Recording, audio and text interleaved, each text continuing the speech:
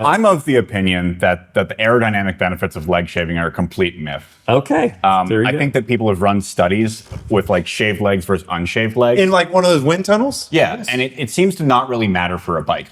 For swimmers, it matters a whole lot more. Yeah. But for our sport, for whatever reason, it seems to not really matter. Nonetheless, I still shave my legs. Yeah.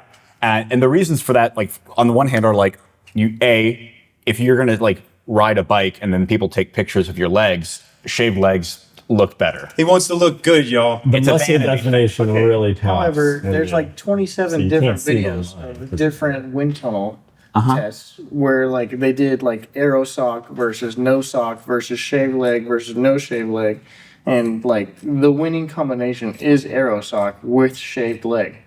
Like, and it was Sure. but it was tested at 20 miles an hour too. So like it wasn't just like, oh, okay, well, I'm gonna go for a stroll around the neighborhood. It was like, okay, you have to be putting in. Okay, first of all, for anybody that's not aware, holding 20 miles an hour for 50, 70, 100 miles, it's hard. It's hard. It is not an easy thing to do. So that amount of energy and drag over what 5-6 hours it all adds up. You know, like everyone says, like put $5 in your savings account for every week, and by the time that you retire, you'll be a millionaire. Well, okay, what if you ride 100,000 miles? How much energy did you save over the course of that? Yeah, to kind of like really get clear about what we're talking about here.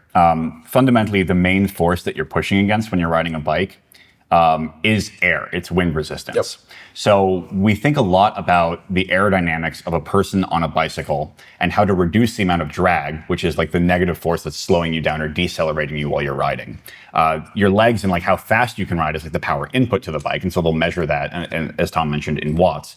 And then other things are measured in terms of like the reduction in drag coefficient, which is like, again, a watt measurement over a sort of standard thing.